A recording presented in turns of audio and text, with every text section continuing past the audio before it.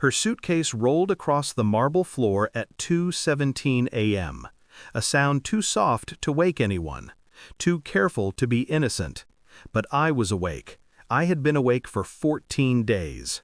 She flinched when she saw me sitting in the dark, still wearing the same clothes I wore the night she boarded her work trip. A blouse still creased from travel, perfume too fresh for airports, and a smile too forced to be sincere. "Didn't expect you up," she whispered. I didn't answer. I just watched her.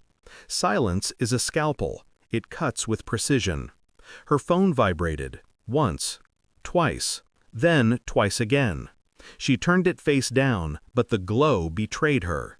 A name I'd seen too many times in her stories, her laughs, her careless mentions. Her work husband. I almost smiled. Not at the betrayal, at the predictability of it. She tried to walk past me. I didn't touch her, didn't question her, didn't accuse her. I simply said the one sentence I had been sharpening for days. "Do you know what illness he has?" She froze. Completely. Her breath hitched, her eyes widened. A tremor ran through her arms like a truth breaking free from her bones. I saw fear, pure, unfiltered. That was when I knew. Not that she'd cheated, but that she thought she might have brought something back with her. Her hands shook as she backed away. I don't know what you mean." I just looked at her. Nothing else. And she broke. The suspicion didn't begin tonight. It started months earlier, with silence between words and laughter that didn't belong to me. She'd come home glowing from team dinners, and I'd pretend not to notice the faint imprint of a smile she never wore with me. At first, I told myself stories, the comforting ones, the ones husbands tell when they're still foolish enough to believe loyalty is natural, not a choice. But the signs gathered like dust. Her guarded phone, her sudden gym hours, her new lingerie from a coworker's recommendation. Then the 14-day conference. "Everyone is going," she said, except no one else posted about it. No one else mentioned Switzerland. But he did. A photo here, a landscape there, always with a caption vague enough to be innocent and intimate enough to be damning. I remember the first night she called from the hotel. Her voice was breathless, too breathless for a lobby or a conference room. "I miss you," she said. I didn't believe her. The worst part wasn't her deception. It was the calmness inside me, the quiet acceptance that something sacred had been handed to another man and she didn't even feel the weight of it. Betrayal isn't loud. It's quiet, cold, efficient, like her, like me. I didn't confront her. I observed. Humans confess without words.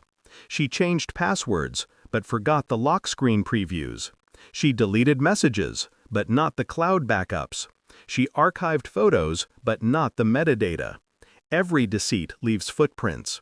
I pulled call logs, bank statements, travel registrations, hotel listings, everything she assumed I was too distracted to check.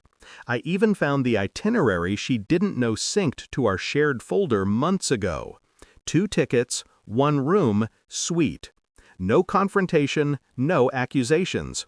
Just data. Cold, sterile facts that stripped romance from betrayal and left only calculations.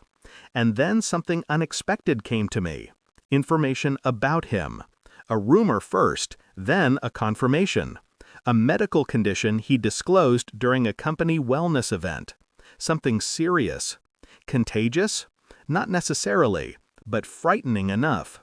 I didn't panic. I didn't spiral. I simply waited. Waited for her trip to end.